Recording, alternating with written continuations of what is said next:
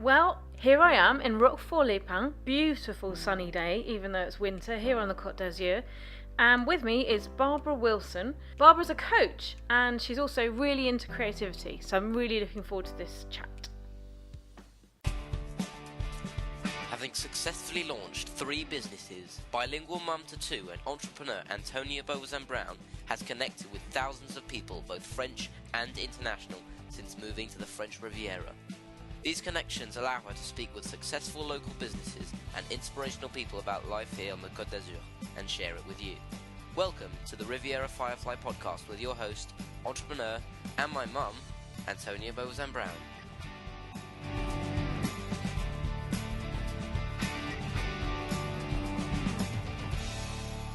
So, welcome to the podcast, Barbara Wilson. Thank you. We are here in sunny Roquefort-les-Pins, beautiful part of the Côte d'Azur, and it's a gorgeous day. We're recording this right at the middle of January 2018. Very lucky, aren't we, to have all this sunshine? Beautiful. It's amazing. Just say goodbye to the wind, thank goodness. I've got to go and get my bin from down the side of a hill later on. Not so good. But anyway, it's sunny today, so... Barbara, tell me a little bit about yourself. Well, you were just telling me about your LinkedIn profile, how it describes you. So what does it say? My title on LinkedIn is Executive Coach, Facilitator and Trainer, which kind of describes my portfolio, I guess. So do you want to know about my background? We'll come to that in it, yeah. Okay. So, what I do is a whole mix, really. I do some coaching, workshop facilitation, which I really enjoy the group work, probably more than one-to-one coaching. However, there's enjoyment to be got from both of them. Working in the domain of sort of creativity as well, which is so there's kind of what I do, and then there's these interest areas where I've taught for many years as well. Also kind of comes into that. So workshop facilitator, but within those sort of fields. Which is probably quite rare over here. I think, I saw lots of that back in Amex in my corporate days back in England, but my husband, Mr. Beebe, works in IBM, and I don't think they've done many team building days, that kind of thing. So, I've worked corporately. I've worked with a couple of multinationals. Not in terms of creativity.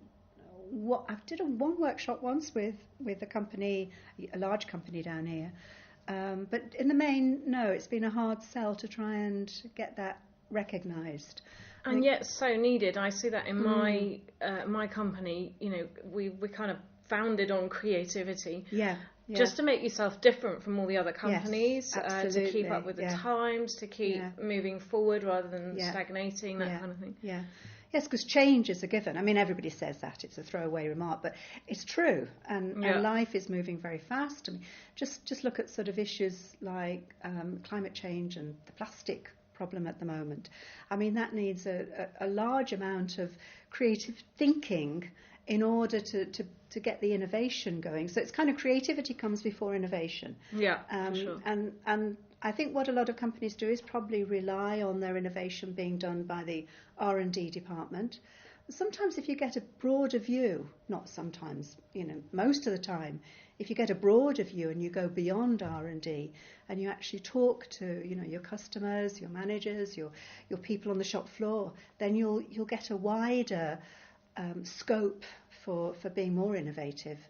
And actually, as you're saying that, I'm thinking, if we were all more creative, then when people are coming up with the ideas, you'd have a faster acceptance of new ideas. Yes. Because what happens at the moment is you might come up with an idea that's fabulous, but if people aren't open to those creative ideas, they'll immediately start putting up the blocks. Yeah, because it's a mindset. Yeah. I mean, one of my favourite phrases is to stop people saying yes but and to do yes and, because it's such we're such yes butters in life.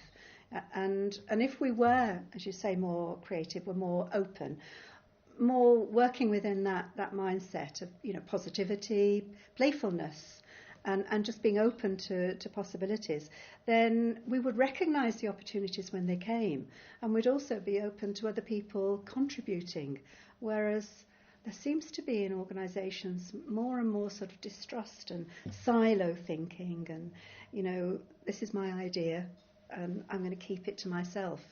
I mean, that's always been around, but that seems to Which doesn't help the business overall, does it? No, not at all. So I have a small team under me, and that can be kind of challenging in many ways because you've got many hats. You're sort of like this conjurer trying to do everything.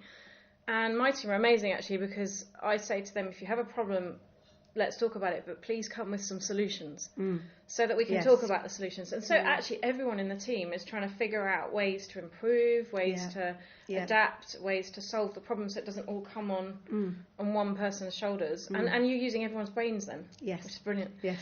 Let's go back to why are you in Roquefort Pond? What happened before? Where did you start? You know, where did you grow up? I grew up in, I have to think about that one. I was born in Lancaster in England, and grew up mostly in Birmingham and Sunderland.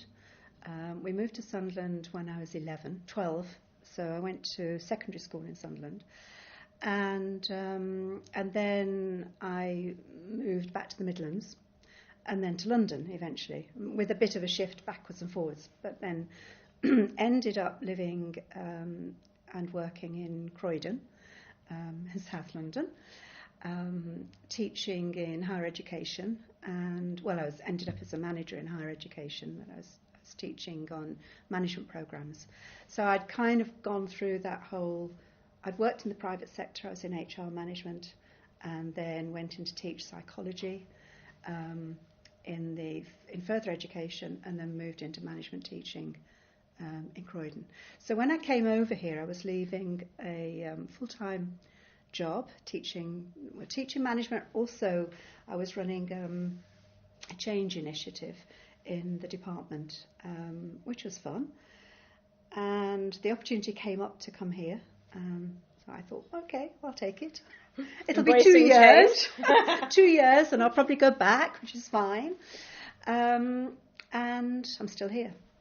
So, and when did you get here then? So how long have you been here? 94, we moved here. It's a long 2 years, that. It's a long 2 years. My daughter was 7 when we came, and probably for me that was just the maximum age, I would say, for her to really get into the French system. Although we put her into the international school in the end, but she went to CIV, or she got into CIV. But so I think because there were various points in her education where I thought, if we go back now, what would be the result? And because she was settling in quite well, and we all were, then you just stay, and we're still here. Yeah, and it is a culturally, I think, a fantastic place to be. It is. Really, the wealth of culture that we have at our fingertips here. Yeah. Beautiful places to go and see. Where's a favourite place for you to go and hang out? Just to hang out and just to look. It'd actually be down at Cagnes-sur-Mer, surprisingly, because I love the sea. One of my, not a regret, because I don't have regrets really, but one of my wishes would be that I'd have a sea view out there. Yeah. If I could move this house to have a sea view, perfect. But it's only 15 minutes down the road. Roquefort Pond, you just nip down and you're right there, and it's so beautiful down there. The promenade, what they did is incredible. So it's been great for sort of. I often go and just walk along there, taking photos, because I love photography, which is another of my passions. So taking photographs of the beach, of the waves, it's a really great opportunity, I think, just to go down there and take time out. So that's one of my favourite places to go. I like walking around on Tibes, Old Town. Yeah. It feels like you feel like you're in France suddenly when you're in Valbonne or on Tibes. And Valbonne's nice. Yeah. And what have you been doing then here? So since you set yourself up. I set myself up within about a year of moving here. I was lucky that I came over with some management training, which I'd already picked up as a freelancer in the UK. So I carried on doing that, and then I picked up some work with multinational here, and which turned out to be very, very good. It was a very good first step into that sort of world here, and carried on from there really. I then trained as a coach in 2000, went on for a couple of years because I trained with the Coach University in the US. So you're ahead of your time, really, because coaching is mainstream-ish now. Yeah. But in 2000, unheard of. You'd heard of it in tennis coaching. Yeah. But not really in the sort of exec world or personal. Yeah. So how would you define what a coach does? What would it be to you? A coach is somebody that predominantly, I think, supports people in moving forward, getting through, I won't say difficulties, because I think one of the things you've got to be very careful about as a coach is that dividing line between are you working with people who, how do I say this, if they have any psychological issues. So I'm a member of the British Psychological Society, and I suppose this is something I've always been careful about. So there's a kind of, it's a line between the therapeutic and the, I don't know how to name it, the non-therapeutic, say, for argument's sake. So if somebody has got real difficulties that verge on needing therapy, then I think a coach, at that point, it doesn't come into coaching. So it's supporting people, but from that non-therapeutic point of view. That's are you important. trying to say there's a difference between, say, maybe personal issues that are a result of my background that I might go to get a therapist help with, as opposed to mindset issues that might crop up? Yeah, I think sometimes you can, a coach can work with behavioural issues. So you can get, for example, behavioural coaching. And the US model is very much behavioural coaching based, which is what I was trained in. So you can look at, because by changing behaviour, you can start to change attitudes. Classic example of that is in the UK when they introduced seatbelts. They didn't try and change the attitude. They actually made it law to wear a seatbelt. And I know the advertising alongside it went clunk click every click or something, or clunk click every trip or something like that. But they changed the behaviour, and through that behaviour, attitudes changed. And this is where behavioural coaching comes in. If you can encourage people to change their behaviour. For example, looking at things like habits, what habits do people get into? How could you change those habits so that you can then start to, because if you're starting to behave differently, you're starting to act differently, you're starting to think differently, and then the attitudes start to change. And I was listening to another podcast before, and someone was being interviewed on that exact thing, and it was trying to link it to trying to link the new habit to an existing habit you have. So the example she said was around drinking more water. Yeah. And if you always brush your teeth in the morning, put your glass beside your toothbrush so that when you go to do what you already have trained yourself to do, you then go, I need another glass of water. And at least you'd be adding at least 2 glasses a day.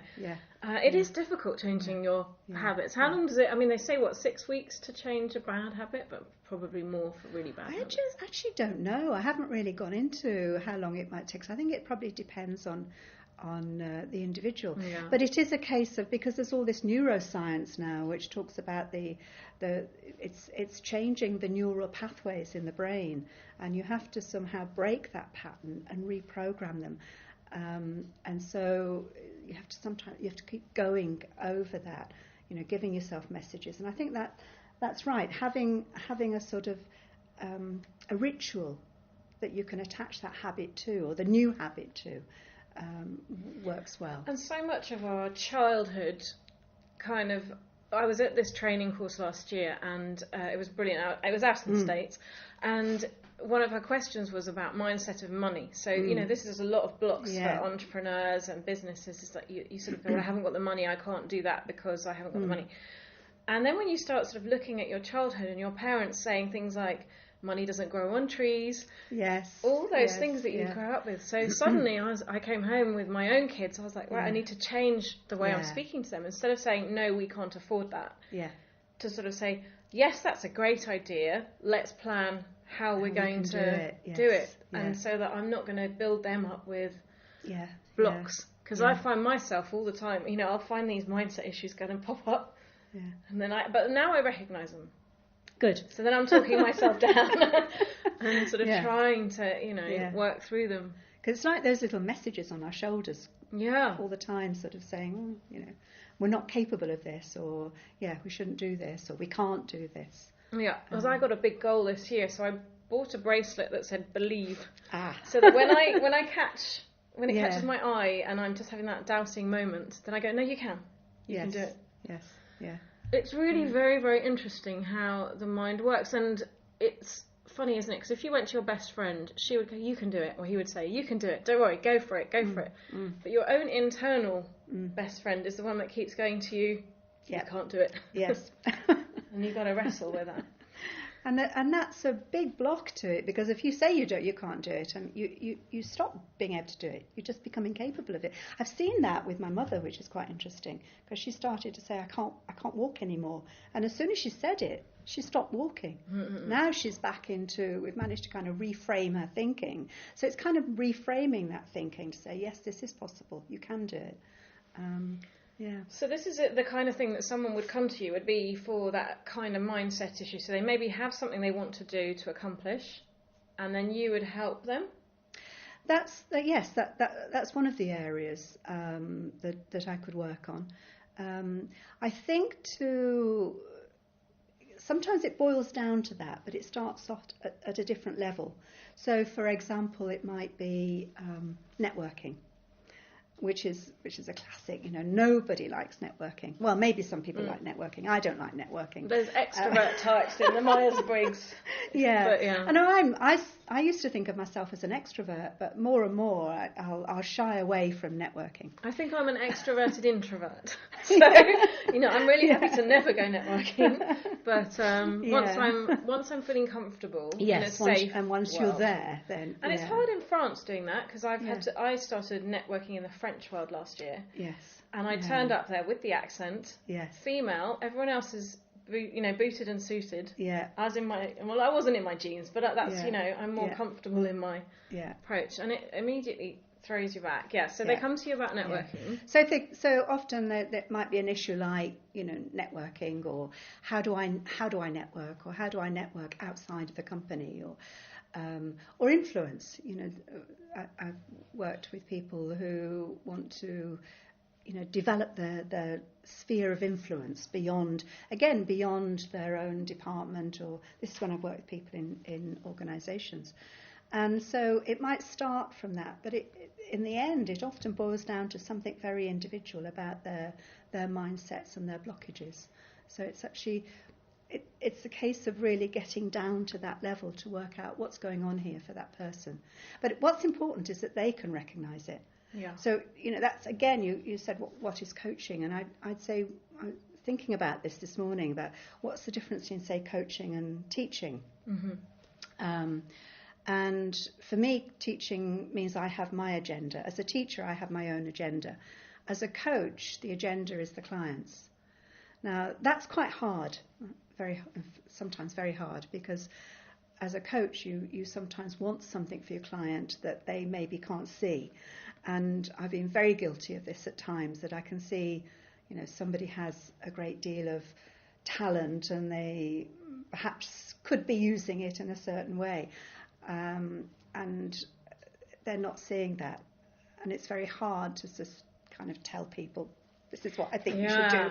But it's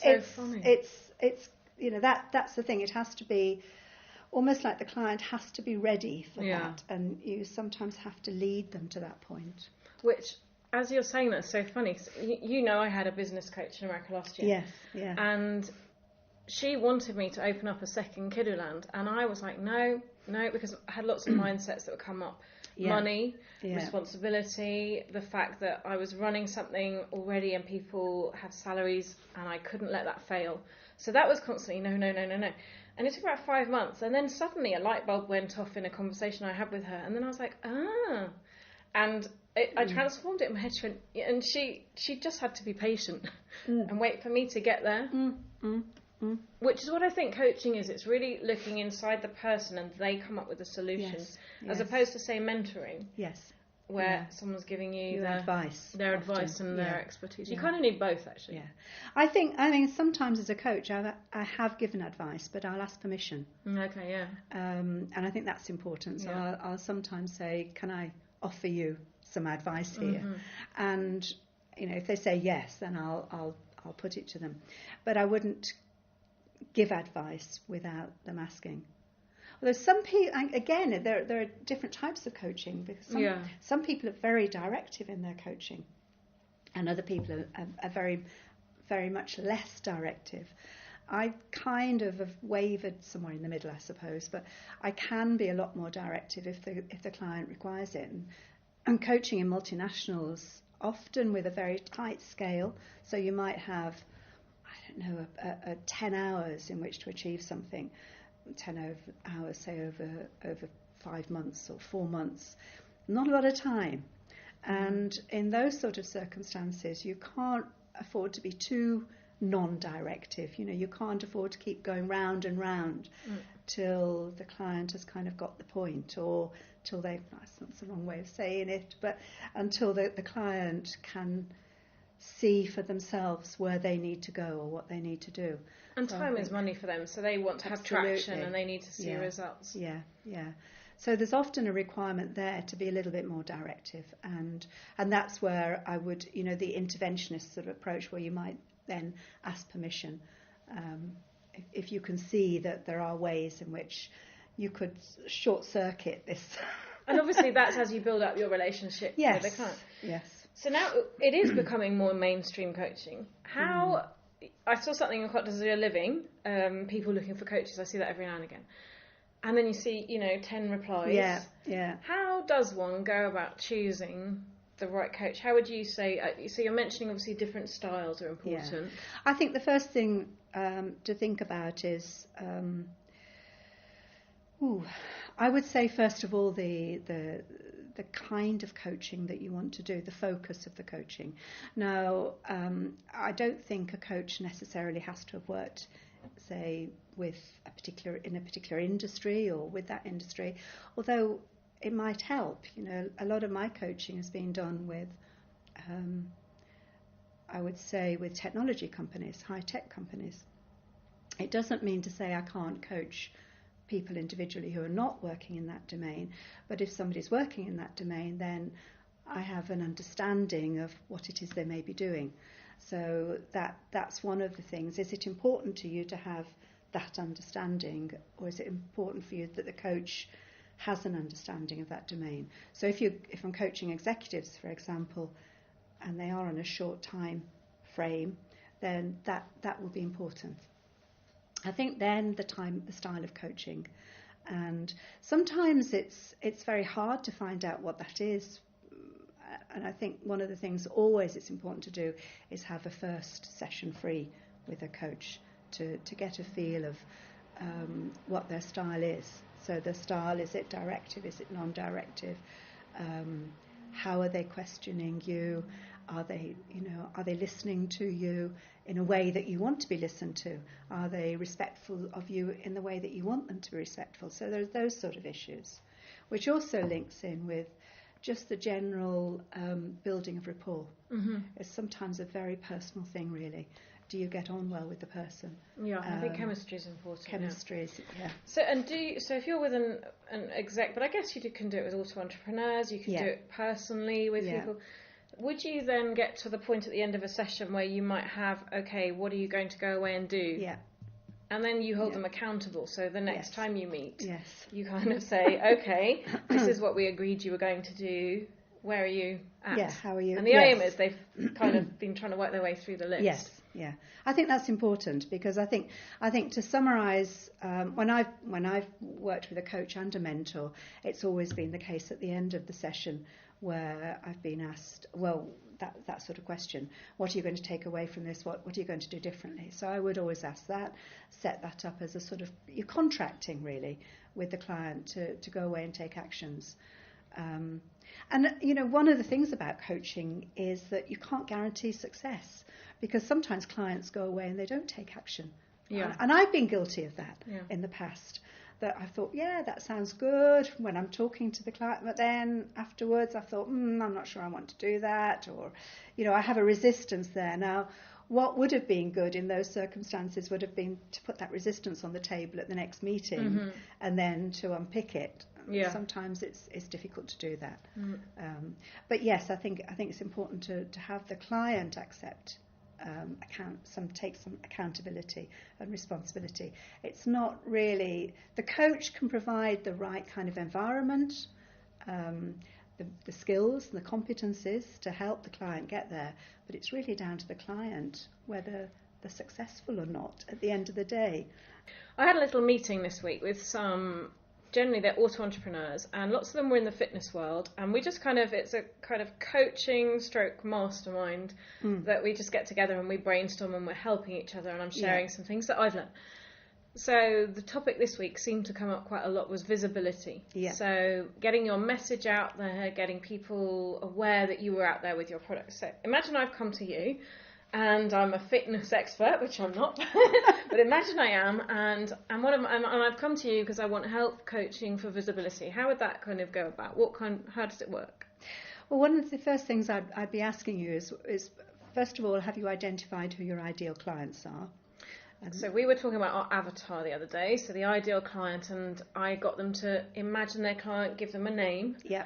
Where were they shopping? Where did they get their hair cut? What kind of car did they drive? Spare time, that kind of thing. It's really important, isn't it? It is. Yeah. Yes, because if you don't know where your market is, and that's identifying your market, then, so once you've identified that, then the issue is how do you become visible to these people? Where do these people hang out? And I would be asking, first of all, what the person's done already. I think it's always important to find out, tell me what you've done already in terms of developing your visibility. So I've got a poster and I've put it up outside school, but it doesn't stay up very long. And it's getting harder to put posters out there. I don't have a newsletter at the moment because I'm worried that people have too many emails.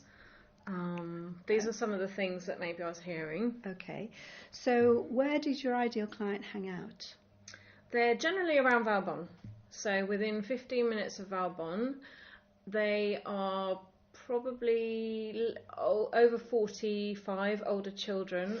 They maybe do boot camps, or they might be working for themselves.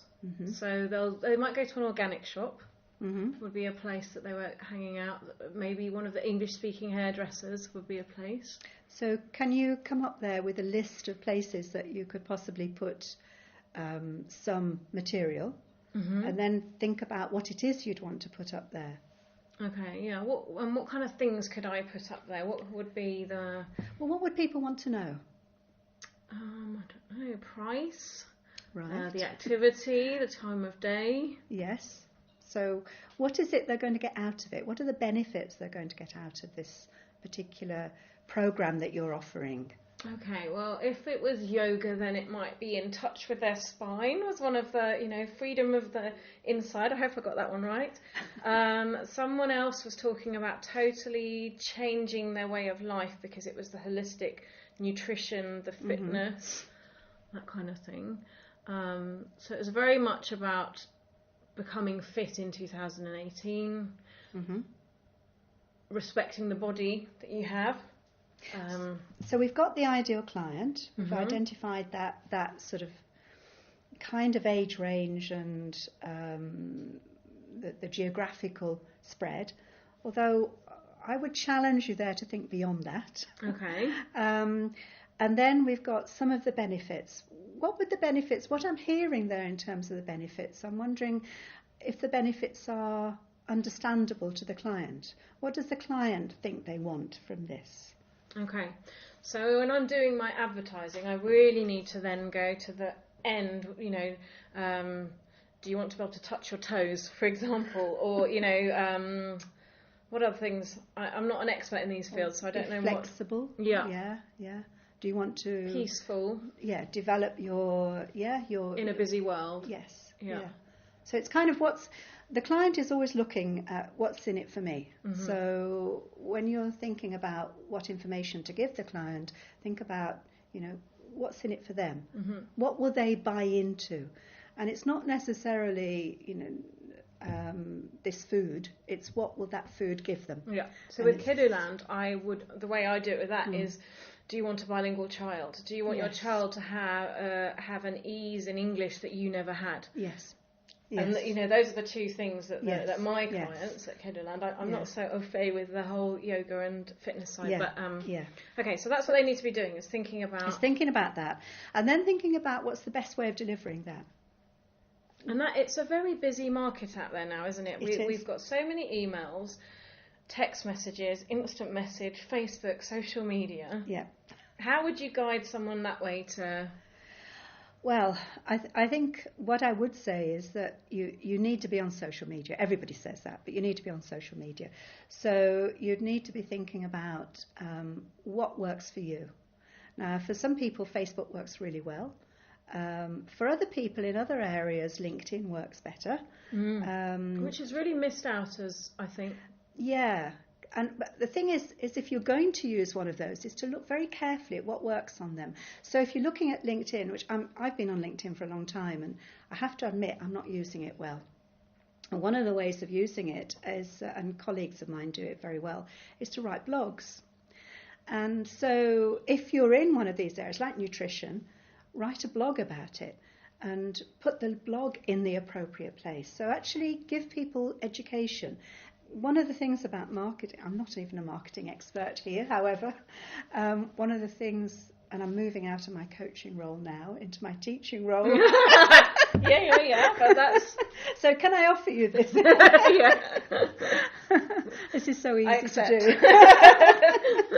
But one of the things I'd say with marketing is that it's very much about educating people so that they will see. So we're talking about the benefits to people. Sometimes people need to be educated about what those benefits are for them and that they can make that link. And writing blogs about it really works well.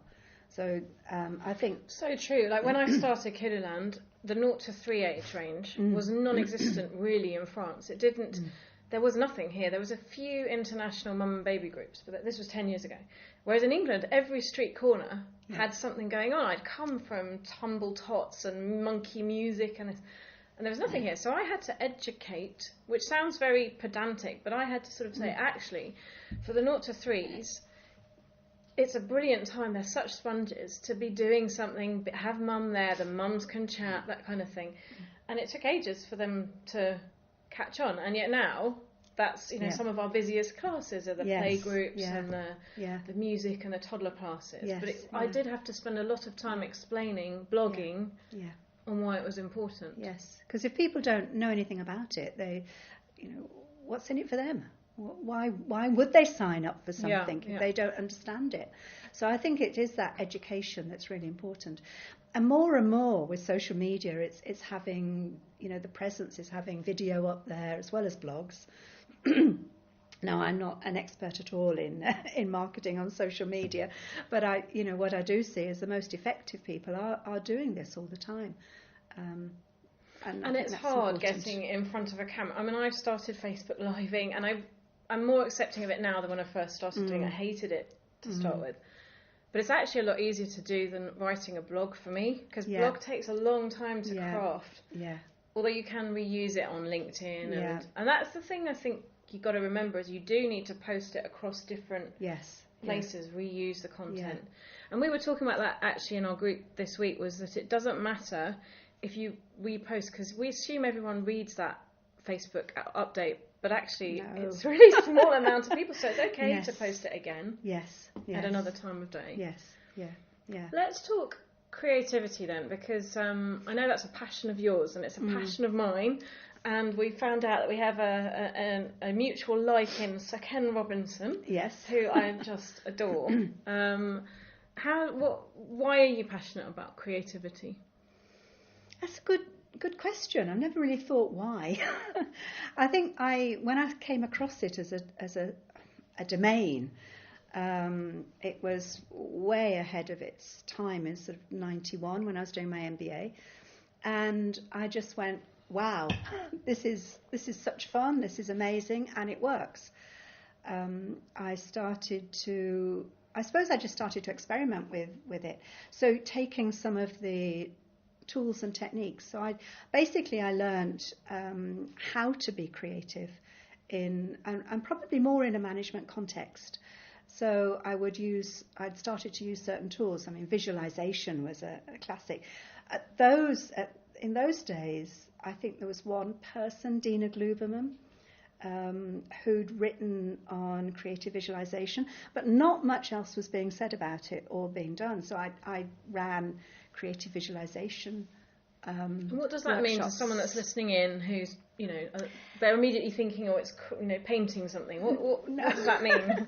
Well, I sometimes ask people to draw or use collage, but it's about using your imagination, and it's almost like getting out of, the way I would say it's like the metaphor of, if you can encourage people to get out of the here and now into that future position and do it in their mind. So I would use relaxation and then take them through a creative visualization process. Then you're unsticking them somehow, because sometimes when you're asking people to go from here and you're saying, where do you want to go next, it's like walking through mud almost, like, how do I make that next step? That next step can be huge. Mm-hmm. Whereas if you can really think, okay, take yourself forward in 5 years' time, where would you like to be? Mm-hmm. And work back. And then work back. Right. Which is so powerful. Yes, and that's one of the areas I really started to work in, and I've been doing that ever since in all sorts of different ways. So I've just found it works, and because it's fun to do, and it works, and people generally enjoy it. There maybe are always people that are a bit sceptical, and you won't always win everybody around. I came across Mind Valley recently, and I was listening to Vishnu, I can't remember his surname now, he does this, it was on YouTube, and it was exactly that, imagine the end in mind. Well, I think it was a bit like you're kicking the bucket, it's the end of your days, look back on your life, and what experiences would you like to have said you've been and done. So I did it on myself, and it blew me away, literally. I was like, okay, now I know where I want to travel to, things I want to do over the next however long. And then I did it on Mr. BB, my husband, huge skeptic, which, actually he found it was really interesting as well, because we also found things in common, which is nice. That you didn't know about previously. Well, we both, we both want to see the Northern Lights in Iceland, so it was really nice to both have something like that. And then I did it with my kids, and I managed to get their buy-in, because I was going to do it for this small group of auto entrepreneurs. So I said, can I test it on you? So I'm like, all right then. So Daisy and Louis, we did it with them, and I just did it, in the next year or in the next 2 years. And it was beautiful, some of the things that they wanted to come out with. Yeah. And then I, for myself, made a vision board. This is before I knew that you did this. So I just went online and I found loads of pictures. And I made this big A3 board that I put basically, no one else can see it, but I can see it from my desk. Yeah. And every now and then my eye catches like the Northern Lights. Yeah. And it motivate me back to focus on. That's really powerful. It really is. Yeah. I did so when I first started training in creativity with the Open University, I went to a collage work. So I'd call that for me is doing a collage. Yeah. So I went to a collage workshop, and I actually don't know where my collage is anymore. It's somehow got lost in along the way, but it's still in my mind, and it was up there, and it was really inspirational for me for years, and so I work a lot with that, encouraging people, because one of the things about using pictures like that, I mean, I collect pictures from magazines. I always have a collection ready to do sort of collage type work. One of the things is people haven't got to draw, and they can just I also get them to do it intuitively. Don't think, just choose things that you're attracted to. Because as a species, we are very visual, aren't we? Yes. And I think it's so powerful because it does stay in your. I mean, I'm very visual, so I can read an email and think, I know I'll remember it because I've seen it. Yes. And with faces as well. Yeah. And creativity. So I put this on a question after I was watching Suken. I put it on my Facebook just as a general to my friends. Would you consider yourself creative as an adult, and were you as a child? It was so interesting how many people were as a child, but it's kind of like we are taught out of creativity, aren't we? Yes. particularly in schools. Yes, yeah. Because now all they talk about is STEM, and they've dropped the A, so it should be STEAM with the arts in the middle. But yeah. And the sad thing is, even places like the Open University, which I'm a great supporter of because I've worked with them for many years as well as studying with them. The arts are. My impression is the arts are less and less important, but they're really important for us to keep that knowledge, to keep that experience of going. But yes, and creativity isn't just painting or dance or music. It's actually being able to think out of the box. That's exactly where I work, because one of the areas I work in is being creative as a manager. And that's where I'm actually on the verge of co-writing a book on. So it's about creative problem solving, so that there are processes that you can actually teach people to become more creative in the workplace. And I've run workshops on that for many years. So it's not about, I don't teach people to paint or be arty. It's not about that. It's actually thinking outside the box. It's actually getting outside your mindset. It's actually changing your mindset so you're more open. And there are tools and processes you can work with to help you with that. So that's the domain I've been working in. Totally. And a simple one that we do at Kidduland, and I do with my team, brainstorming. So everyone's had brainstorming, and I learned at Amex was, we're going to brainstorm. Every idea we write down now is okay. And we're not going to put out no's, and we're not going to be analysing whether you just literally throwing out, doesn't matter, just gets written down, down. And then the next process is to go through and maybe start eliminating some because you know they're totally impractical, you haven't got the budget, or... But it's interesting when people do start throwing in, oh no, we can't do that. It immediately then puts a block up. The mindset's there, it's a no. That's why I think it's important to have rules on brainstorming. So there are rules like being non-judgmental.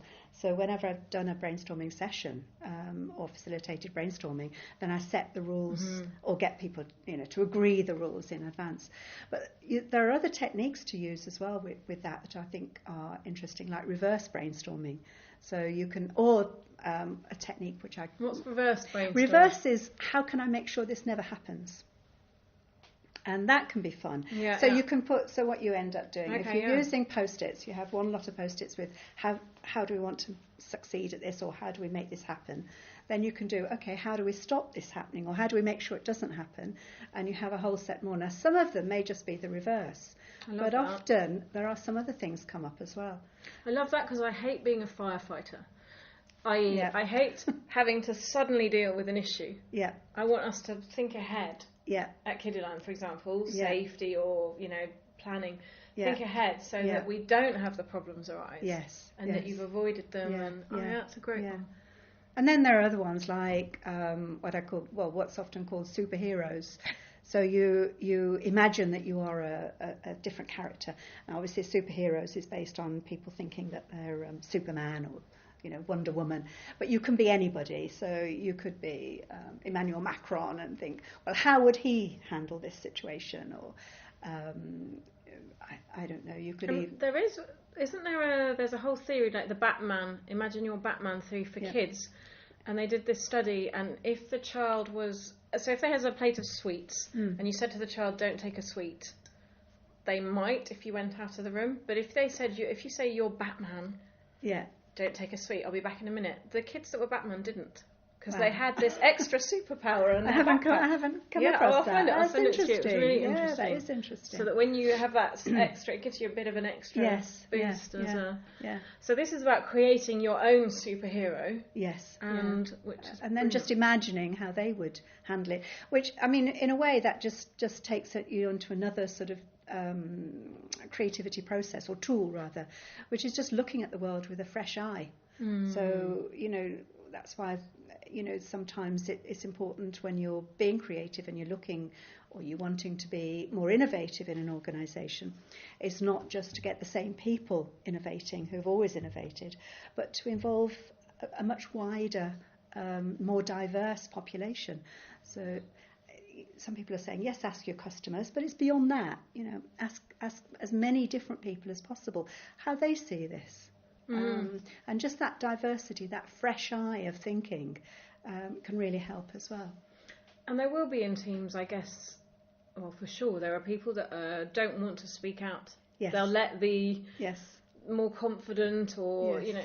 And it's trying to include their, because they may have tons of ideas. But you can do silent brainstorming. Okay, yeah. That's the way we've often handled it, or I've often handled it. So you could do a round of silent brainstorming where people don't shout out their ideas, but they just wrote them on Post-its and put them up.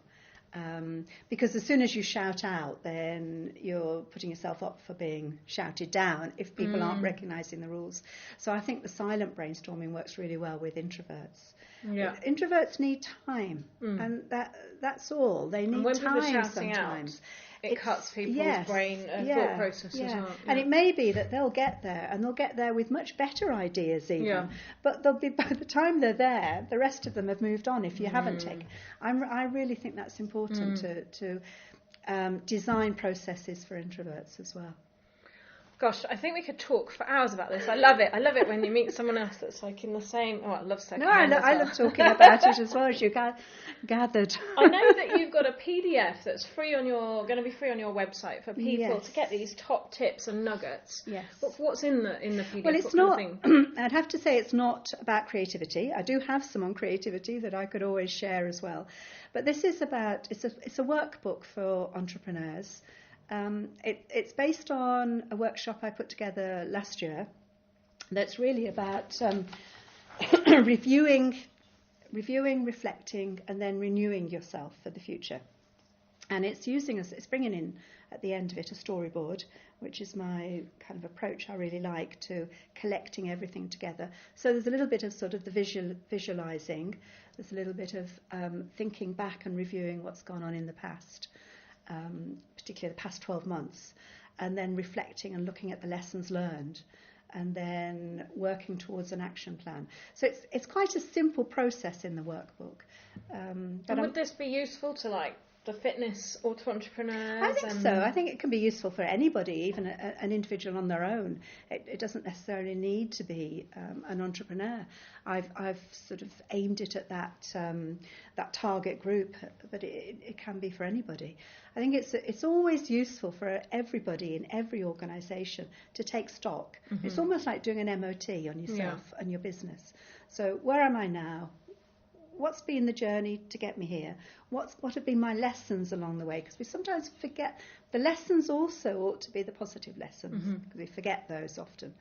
So what have I learned along the way? How will this change my thinking? And I also included some other things there, like who do I need to engage with in moving forward? Because we sometimes forget that as well. Yeah, and I think that's a really important thing I know we said off-air at the beginning about regret. I don't look back on things I've done and regret them. I don't. I sometimes, I've apologised if I've been horrible to someone, I hope, along the way. But I do have to learn from those. It happened, and I can't change them. And I think you can waste a lot of energy, slightly negative energy, hashing it up. Yeah. So I kind of draw a line and try to improve my approach, myself, the way I'm going to be moving forward, and turn it into a positive, actually. Yes. Yeah. Which is great. So it sounds like a really great workbook, which I can see I've got a little copy there to take with me, which is perfect. How can people get this then? What's the best way for them to get hold of you and find out more about you? Okay. I have a Facebook group, a Facebook page, sorry, not a group, a Facebook page called Change It Creatively. It'll be up on there. I also have a website, and I'll put it up on there. That's barbara-wilson.com. But they could also just send me an email to barbara@barbara-wilson.com. Okay, and I'll put the links in the show notes. Yeah. So if people are listening on their iPhone, they click the logo and you scroll down and you can see all the links in there. Or if you're on our website, then it'll all be on there. Yeah, great. Perfect. Well, thank you so much. Have you got a top, what's your sort of mantra, your way that you live, a favourite phrase or quote? I'd have to say Goethe. got 2 quotes from Goethe in my workbook, and the last one is kind of stayed with me for years now. But whatever you can do or dream you can, begin it. Boldness has genius, power and magic in it. Begin it now. Brilliant. What a brilliant way to start 2018. Barbara, thank you so much. Well, thank you, Antonia. It's been a great pleasure. This episode was brought to you by Riviera Firefly for Cote d'Azur Living by your host and my mum, Antonia Beauvoisin-Brown. Please subscribe, like and share. Until the next time, au revoir les Fireflies.